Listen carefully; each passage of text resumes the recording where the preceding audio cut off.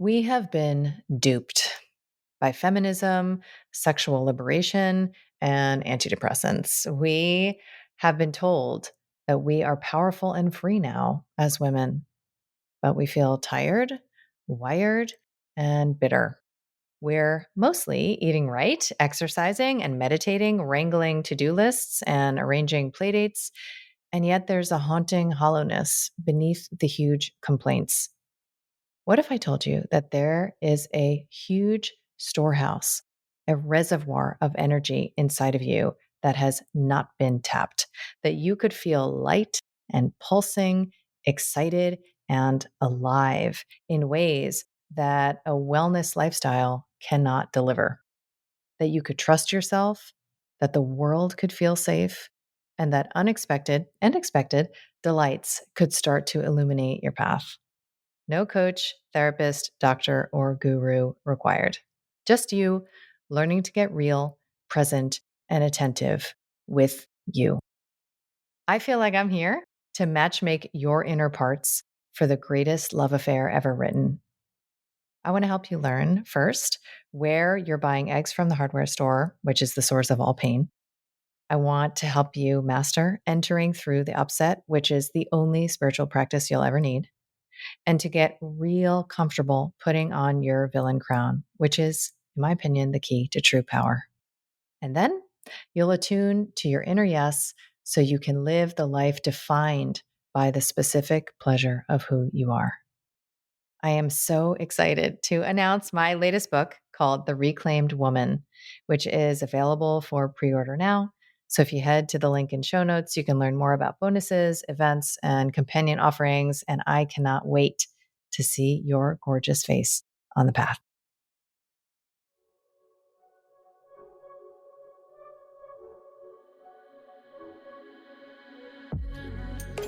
I'm Dr. Kelly Brogan. You may know me as a New York Times bestselling author of a book with an exploding pill on the cover, renegade psychiatrist, pole dancer, or honorary member of the Disinformation Dozen. What can I say? I'm a born provocateur. I've spent most of my recent life exposing deceptions, connecting dots, and discovering the secret places my inner victim is still waiting to be liberated. And now I feel called to help you reclaim all of your parts, your health, your sexuality, your power, and your expression, so that you can finally truly own yourself. I want to ignite in you that inner knowing and the pulsing vitality that lives beneath your disempowerment, disconnection, and resentment, so that you can audaciously, courageously, and playfully alchemize your struggle into the specific pleasure of who you are. This is Reclamation Radio, a Soulfire production. Hi, and welcome back to Reclamation Radio. I'm Dr. Kelly Brogan, and today I would like to take a deep dive into some of my core messaging, which is myth busting, anxiety, and depression. I promise that this won't be as long as my Joe Rogan interview, and we'll also speak to my core messaging, what's in my books and my online program, Vital Mind Reset, and membership, Vital Life Project, which is that there is nothing wrong with you and that we have been deceived around our very nature. So this reclamation process requires that we engage a couple of important reframes. So today I want to talk about why we think that medications work, why we think that so-called mental illness. So I'm going to be talking about anxiety and depression, but this extrapolates to all of the labels in the Diagnostic and Statistical Manual, the Bible of psychiatry. Right. So why we think that illness is related to chemistry and a so-called chemical imbalance, the untold story of antidepressants specifically, but the risks that we are not informed about because doctors are literally not in a position to provide informed consent, and where we go from here with this information. Okay.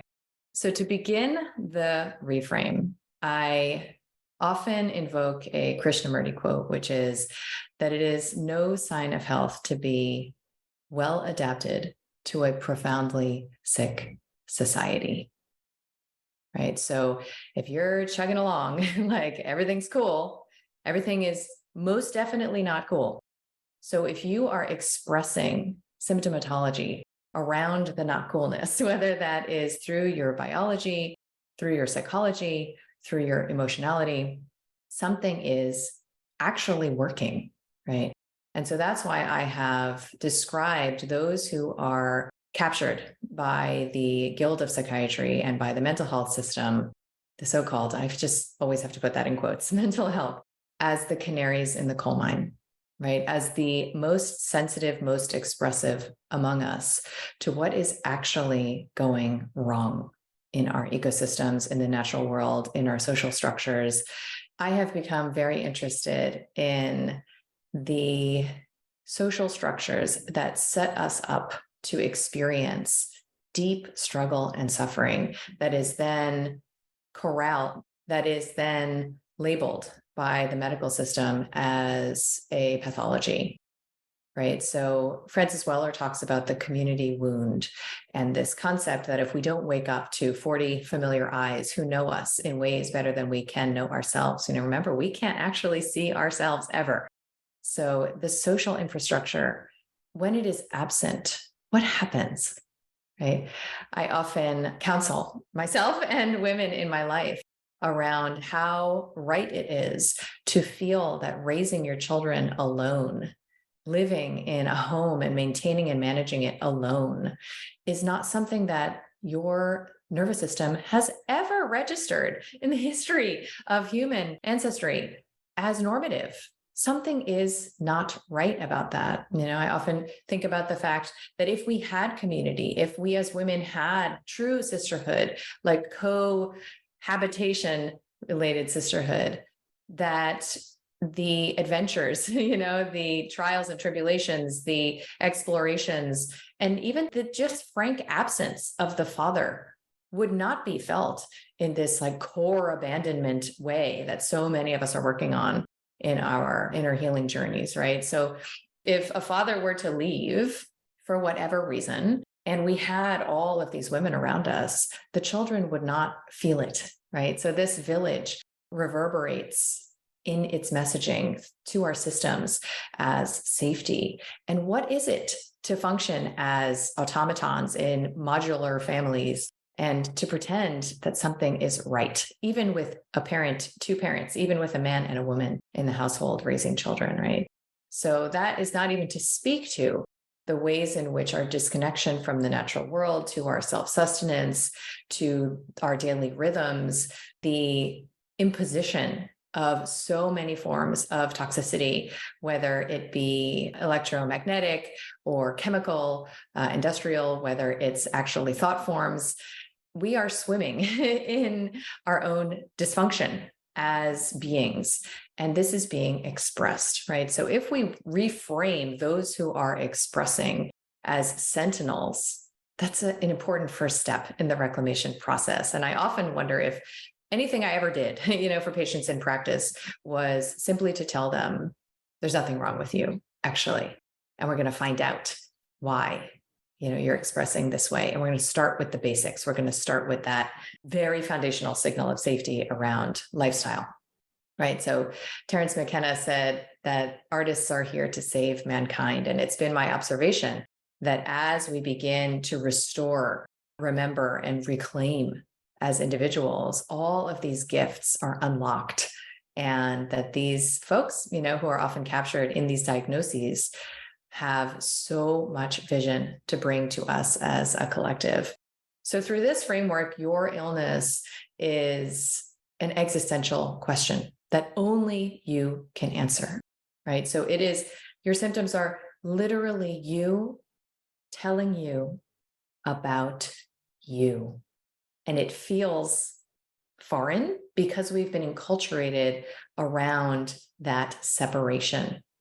And if we reframe this way and we look at what we're calling depression, we look at what we're calling anxiety as an invitation to explore where in your life you are insisting that fulfillment be available, where it simply is not, and that there's a hero or heroine's journey that you're being invited to embark upon that necessarily involves a dark night of the soul, that necessarily involves the sweet experience of your own courage, then on the other side of it, you come home to yourself, to the you that you've always been. And that is universally the feedback that I have received from Vital Mind Reset participants and from patients is I feel like myself. I finally feel like I am landing in my own skin. And I actually think that's why so many of us become more attractive, more beautiful as we move through this process, because we're liberating energy from stored trauma spaces in our stress physiology.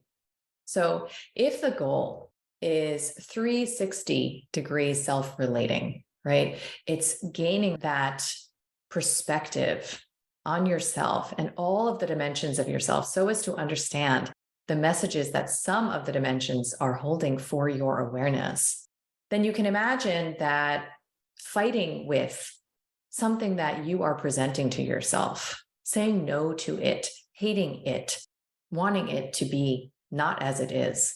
It's just forestalling your progress towards that goal of 360 relating, of total self-embrace, of moving through the shame walls of your own self-rejection, self-betrayal, and self-abandonment in order to claim these precious gems of who you are, right? So it's not like there's a wrong or a right, but if we can agree that the goal is ending all of the wars inside so that you can release, relax, and resolve all of the struggles on the outside with your partner, with your job, with the government, all of this controversy, it begins inside. And I'm a firm believer, as we'll get into, that this journey begins with the reclamation of choice. And what that does to your nervous system is life-changing. When you begin to understand that what you eat for breakfast, that what you buy at the supermarket, let alone grow in your yard, that, what you drink, that how you think, that all of these little choices all day long have vast impact. When you begin to experience that and it comes into your tissues as reality, you can't unknow it. You may grapple with it over time because the readiness factor is the most mysterious of all the variables I've ever explored. Like, what makes somebody ready? And the only thing I've come to is that movement in the direction of change finally feels like relief. It finally feels like, okay, I know there's a lot of uncertainty ahead of me, and I already feel better, that I'm embarking. I also know that this is the beginning stage, right? And what comes next is resolving the fear of life. Alexander Lowen, a psychiatrist, wrote a book by that title, Fear of Life. How could we be afraid of life? I thought we were afraid of dying, right? But there is so much in the reclamation of our eros, in the reclamation of our vital force, and the reconnection to that animating energy that is from somewhere grand, from someplace beyond us, that is the sweet terrain of understanding why it would be that we would even deign to move through the more harrowing elements of and phases and passages of this journey. It's to come to the place where the things that you thought mattered so much simply release into, sort of sparkly particles.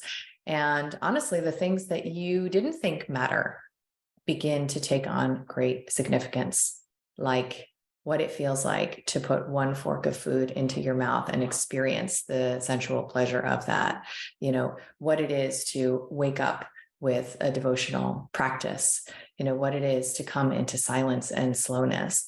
Why would that matter, right? But all of a sudden, these things start to take on immense significance. How you speak to your lover, how you share touch with that person.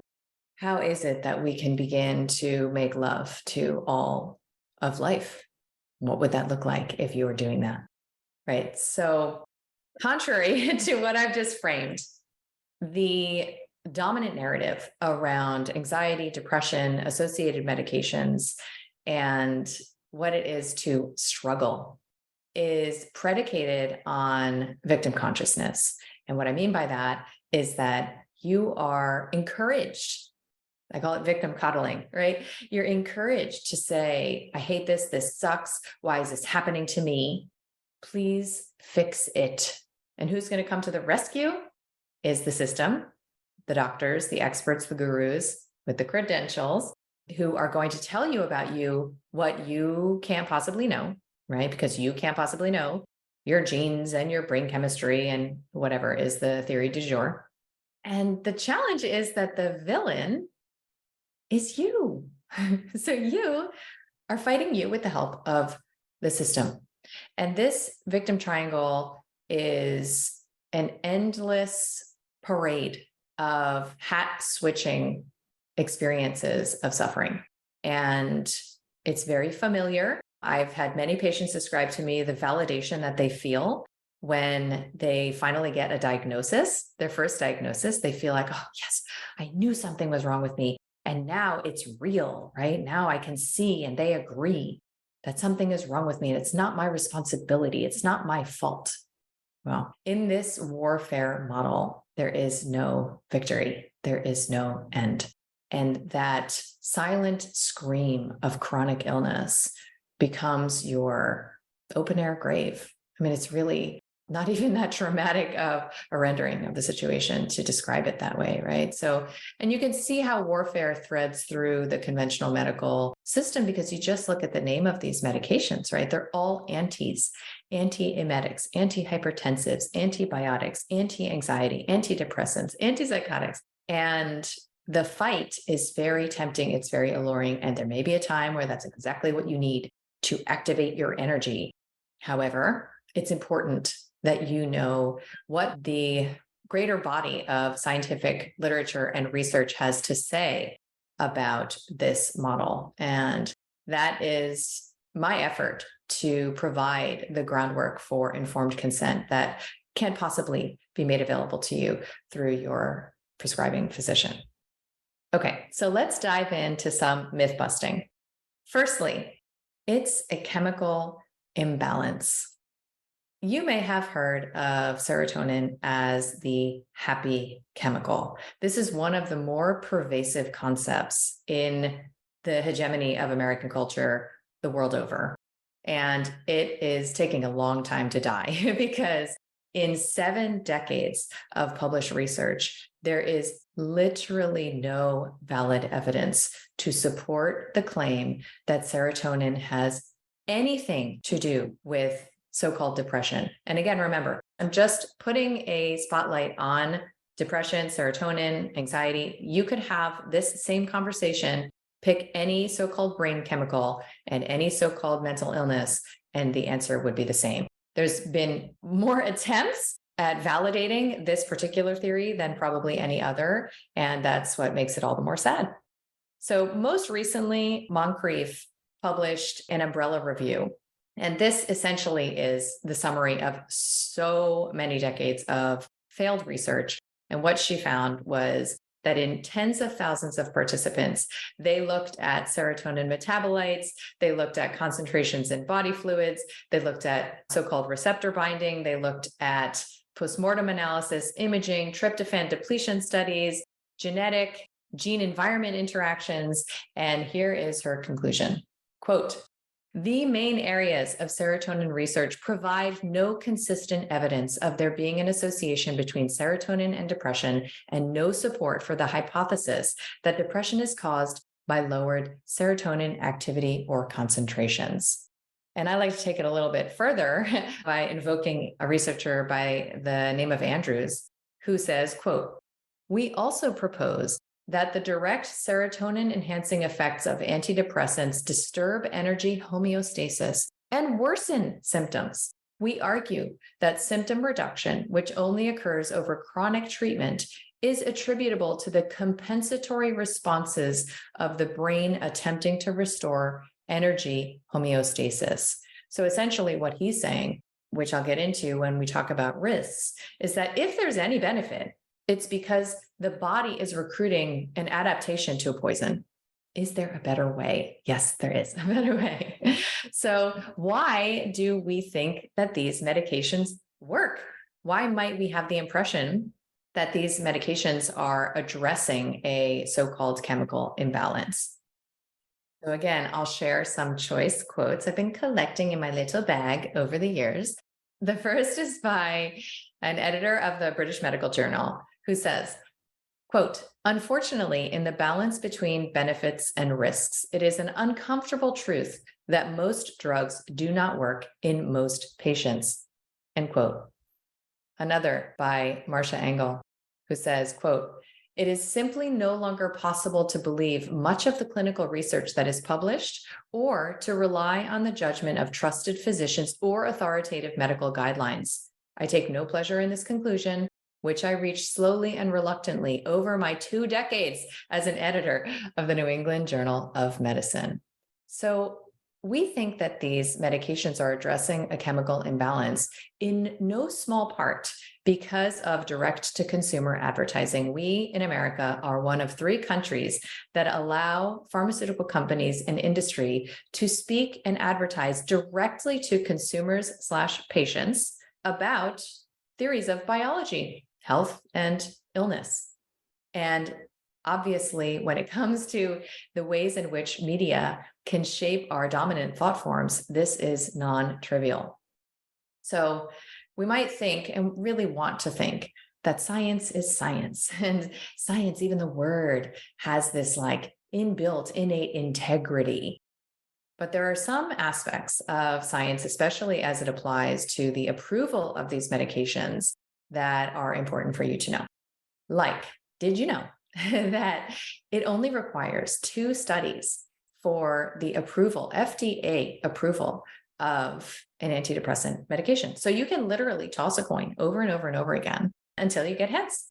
And then you can present the 2 heads to the world. So, a now famous study from back in 2008 in the New England Journal by Turner really sought to expose the extent of this data manipulation. And what they analyzed was the 74 studies that were used to approve 12 antidepressants.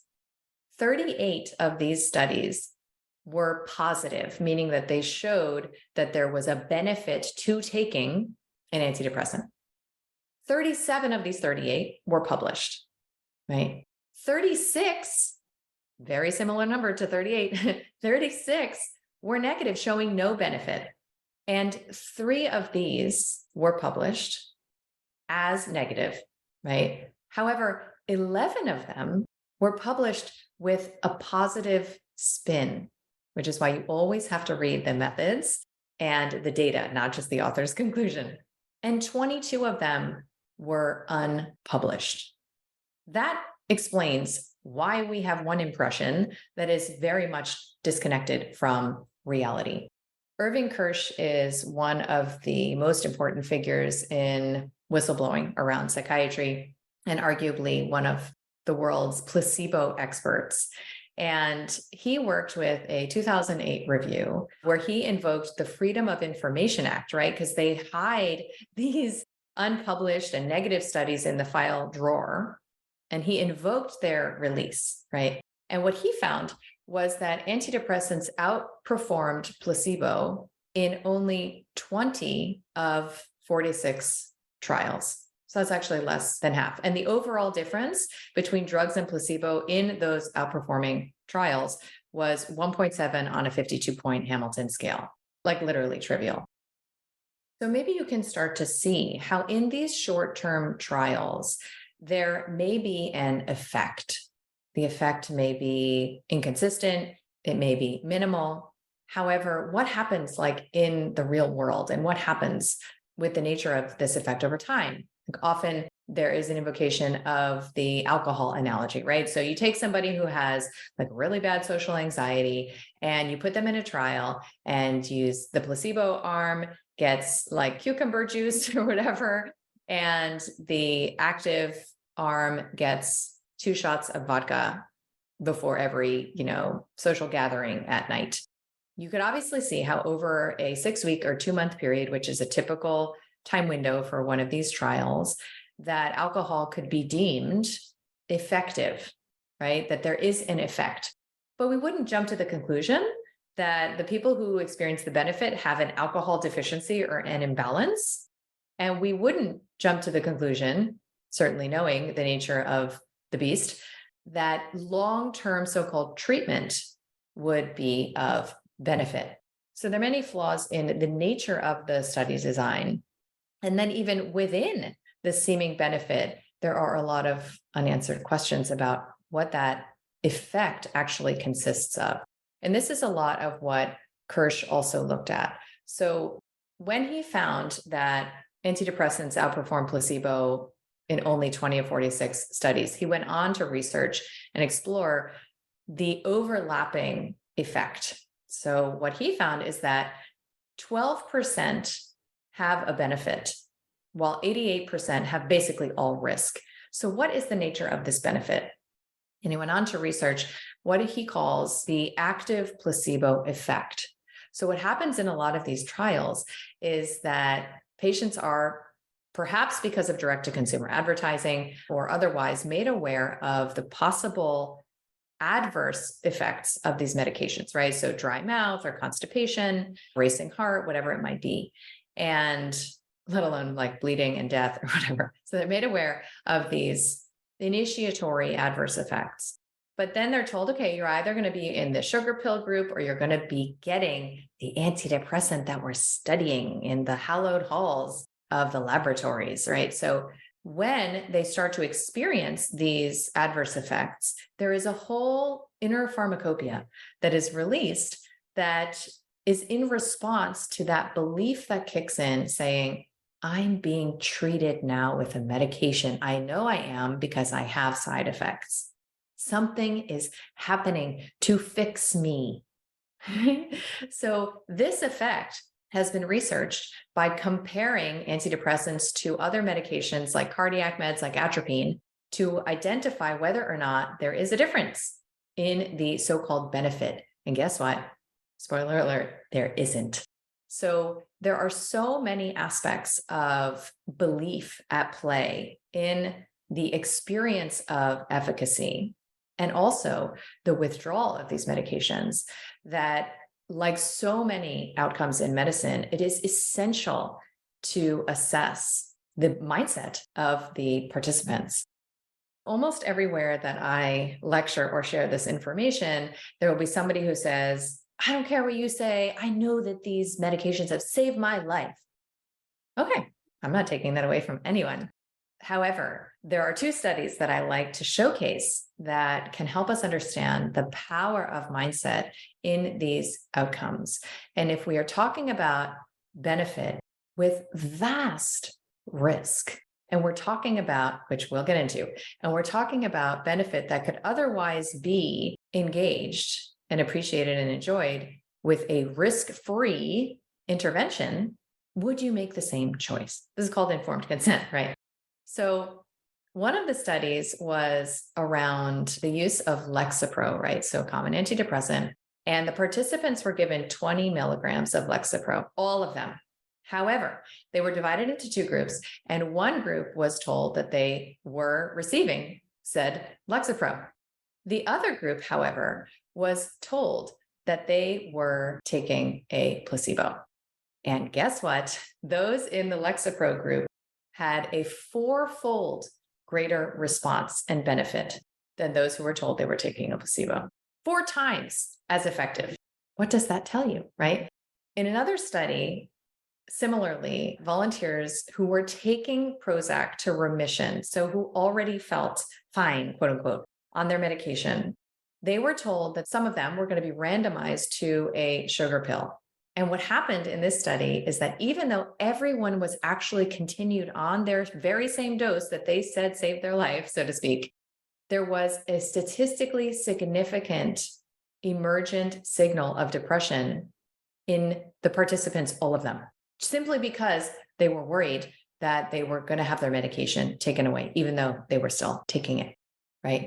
So this information helps us to understand why sort of like real life examination of how these medications may or may not be working is unimpressive, right? So the largest non-industry, right? So we talked about the industry studies and the shenanigans that they get up to present one picture of these medications to us. But the largest non-industry funded study is called the STAR-D trial. And this cost the public $35 million. They followed 4,000 participants treated with Celexa. It was not blinded, so they knew what they were getting. And they found that half of them improved at 8 weeks. So those that didn't improve were switched to all sorts of different medications or augmented. And this is very common in psychiatry. This is how, like, somebody who goes through a teenage breakup can end up on 5 medications for 25 years by the time they're 30. So they're augmented with, medication like Wellbutrin. And guess what? It didn't matter what was done, because all of these participants remitted at the unimpressive rate of 18 to 30%, regardless of what happened. And then only 3% of the people were actually in remission at 12 months. So the truth of the matter is that in this mess of contradictory short-term data, it is essential to acknowledge that there are no studies, literally, that show a better outcome in those prescribed antidepressants long-term. So this would be like more naturalistic, what's called naturalistic data. So if you say, I don't care, I just need to take the edge off, whatever, even if it works a little bit, that's better than nothing, then it's also essential that we do a little bit of myth busting around their safety, because that's how you make a decision. You say, okay, like it might not work that well, and it might just be working because I believe it is, and it might just be working like a little bit.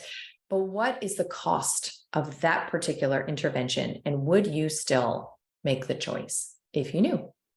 So in the first decade after its release, Prozac was named in over 40,000 reports of adverse effects to the FDA. So this probably should have raised a red flag.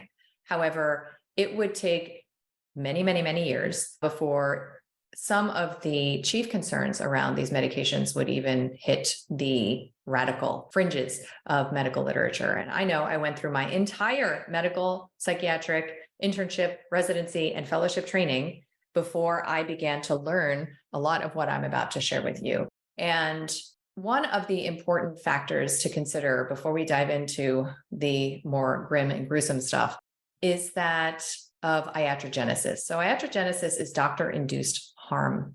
And what I want to shine a light on is iatrogenic pathology, right? So is it the case that once you sort of enter the mill of psychiatry, and let's say you enter because of generalized anxiety or depression or so-called ADHD and inattention or insomnia, how is it that you could come out with like 3 more diagnoses and associated medications? Well, there is an important Yale study that looked at the fact that 1 in 23 folks who are prescribed antidepressants actually then receive a bipolar diagnosis.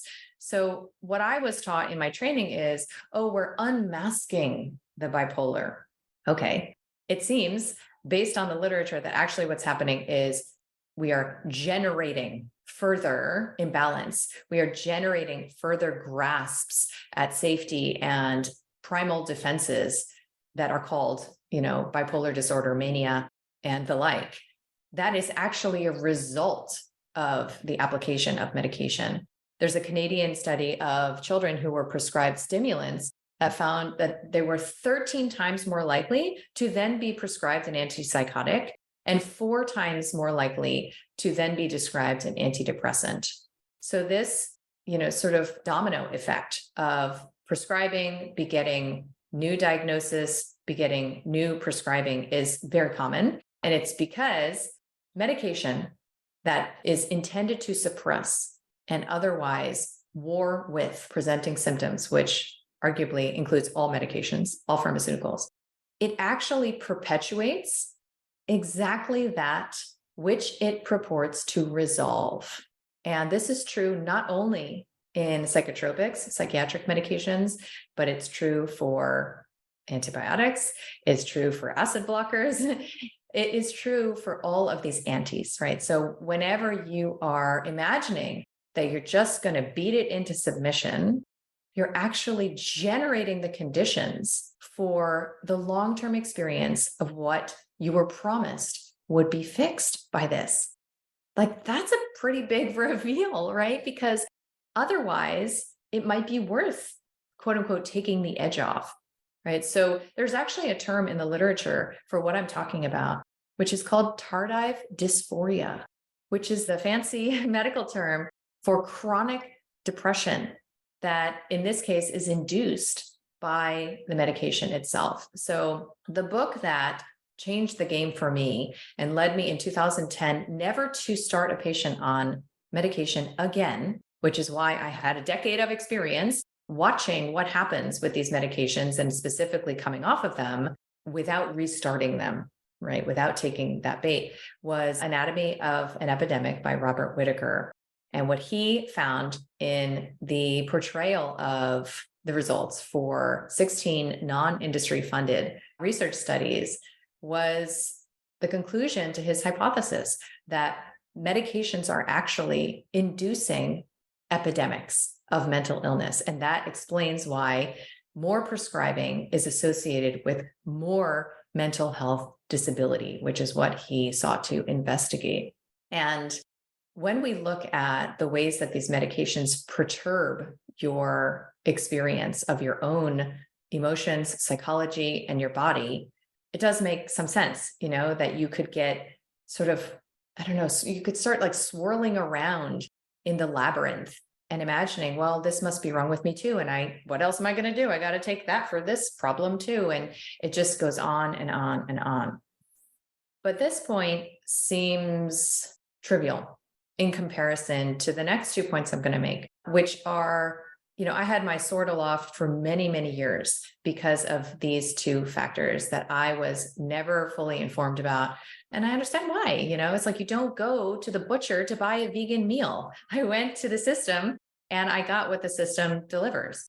So, I was really up in arms about this because I honestly felt a lot of guilt around the prescribing that I had done, including of pregnant and breastfeeding women, which was my specialty as a reproductive psychiatrist.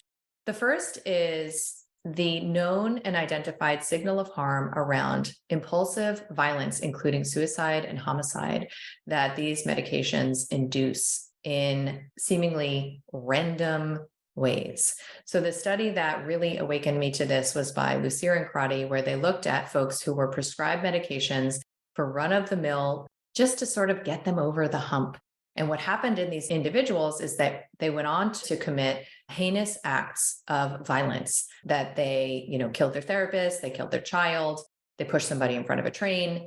And what they found was the folks who had this experience they shared a metabolic aberration, if you will, in their liver, so that they, at least theoretically, metabolized these medications in such a way that they became intoxicated. And I had the experience of co-presenting in London. It's actually available, the presentation in Vital Mind Reset, with David Carmichael, who is one of these individuals who, after being routinely prescribed an antidepressant for work-related stress, went on to strangle his 11-year-old son.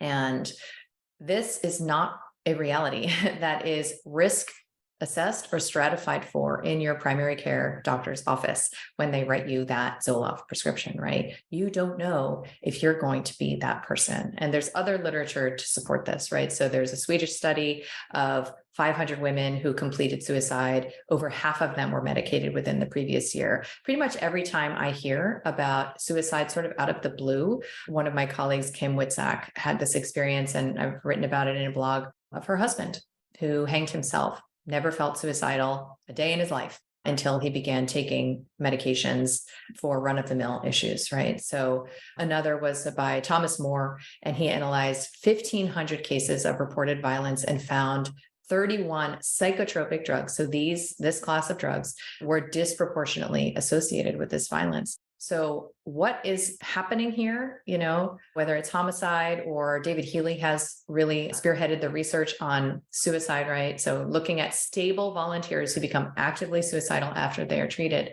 Again, in my training, I was told, because we did witness this phenomenon, oh, it's just unmasking, it's the patients are now better enough to act on, they have enough energy now to act on what was just beneath the surface. And that's not what the literature demonstrates. So that is a factor that I feel is essential to consider, especially because there's not a way to know your vulnerability. However, perhaps the biggest one was what I dedicated my practice to after I put down my prescription pad in 2010, which was helping patient come off these medications, right? So, there's crack cocaine, there's oxycodone, there's, alcohol, there are rehabs for these things. I began to fantasize about setting up, and I still do have this fantasy, setting up an inpatient rehab full of incredible holistic services for people who are coming off of psychiatric medications and feel that this is one of the most essential services to be offered.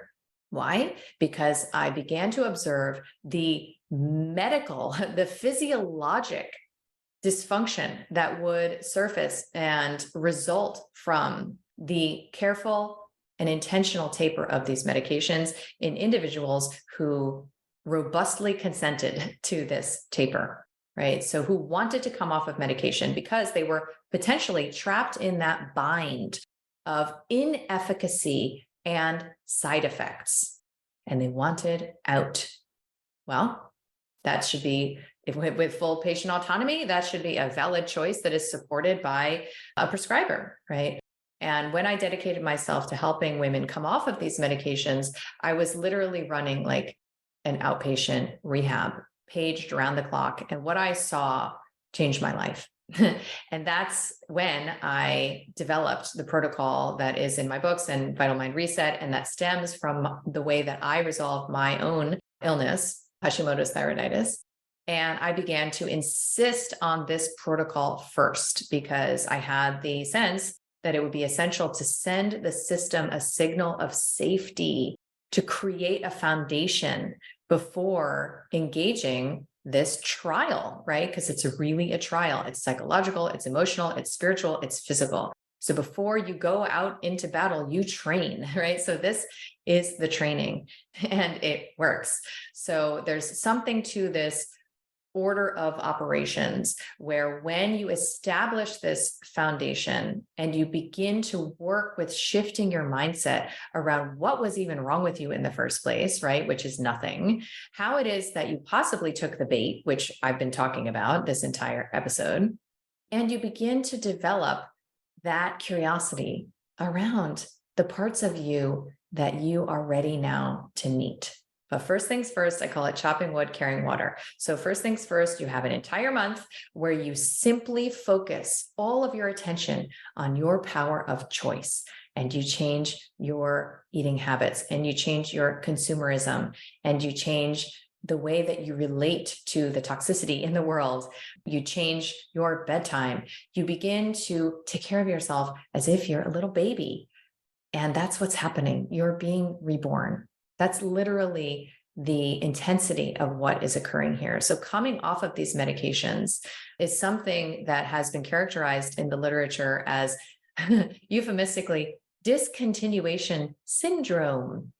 Okay. And often, again, I was encouraged as a prescribing trainee to tell patients that their instability in the wake of medication dose decreases was an indication that they needed to go back on. Well, they weren't wrong, right? Because often patients find that as they decrease the dose and they develop strange, new and different symptoms that feel like they've been like plugged into an electrical socket, for example, if they return to the previous dose, those symptoms will resolve in the same way as when you're in alcohol withdrawal and you take a couple swigs, you will feel better, right? So how do we create the conditions for safe discontinuation? So this only began to appear, this reality, in the medical literature as far as I was witnessing, right? Because remember, I started this in 2010. In 2014, and Fava, an Italian researcher, began to talk about the fact that this is withdrawal. This is not the primary illness, right? So Conclude with a quote from the Journal of Affective Disorders, again, because this is not just my opinion or my perspective. So, quote, all major classes of antidepressants have been associated with unpleasant and sometimes dangerous symptoms when they are discontinued. When they are used long-term, antidepressants can lose efficacy and may even result in treatment-resistant depression. That's there. Don't you wish you knew that, right? Before you curried that first prescription over to CVS.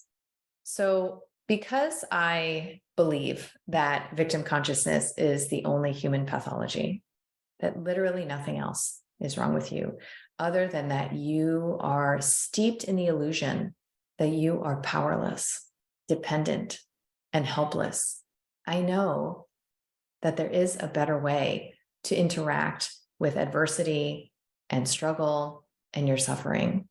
And I believe, as I have mentioned, that it requires setting this foundation for a very, very embracing, containing signal of safety that will shift your system out of fight, flight, and freeze and into its native regenerative capacity. Your healing will literally unfold effortlessly when you create the conditions. So Vital Mind Reset was designed literally for that reason. You do not touch your medications beforehand. You keep everything else stable and you simply reclaim your power of lifestyle choice. It is a ritual portal through which you step so that you can begin to access your already present power that you gave away. You gave away. It wasn't even taken from you. You literally gave it away because you didn't know better. And now that you do, how will you work with that power? It requires holding and it requires a structured initiation to yourself, in my opinion. And then once that is underway, and it really only happens once in your life, right? So Vital Mind Reset was designed to do once in your life. Then you're connected to your inner yes and your inner no, and your body is stable enough that you can actually begin to feel that inner yes and that inner no, and you can distinguish it from your reactivity, from the fear and the shame and the grief that is residual, that's old and been running around your tissues for many, many decades. Because you can develop that witness consciousness. You can begin to watch yourself in awareness and to make choices about how to engage at the table with all of your parts, how to begin to say a non-coercive yes to the part of you that is in immense, immense resistance to what's in front of you in life. The part of you that is like a shaking leaf, constantly vigilant, around what could be lurking, right? The part of you that is an appeasement, the part of you that imagines that if you don't agree with the person in front of you, you'll be rejected, abandoned, and that will be intolerable. You'll encounter the shame that is keeping these parts of you hidden from your own awareness. And the moment you feel that shame, you do not travel any further, right? Don't trespass there. And you'll grow your capacity in your system to hold these big sensations. That's all that they are. They're sensations. And to be with them, which is all we ever wanted as children. And then you will guide yourself to the next needed thing. So you become your own doctor, right? You become your own healer and you recruit the support that is needed to feel fulfilled and to begin to open like a petal to the aliveness that is your birthright. And an essential part of connecting to this possibility is knowing that others have done this. So after one of many dark nights of the soul in my life in 2015, I shifted a lot of my work and advocacy to making sure that people knew that it is completely possible to resolve, integrate, and heal so-called chronic illness, whether mental health or otherwise. It is completely possible to come off of medications that you've been on for decades and to experience vitality and to begin to explore the dimensions of your selfhood. That's why I set about to publishing case reports in the medical literature, publishing case series, and even published a randomized placebo-controlled trial of Vital Mind Reset, where we looked at people who were taking at least one medication, who had at least 3 diagnoses, and found that in the space of the program, they already were near remission, according to a very commonly used PHQ-9 assessment tool. So I collected video testimonials so that you could feel and look into the digital eyes of somebody who has walked this path before you, to know that it's possible, in order to see if something ignites inside of you that says, yeah, I'm ready. So I hope that this has been helpful.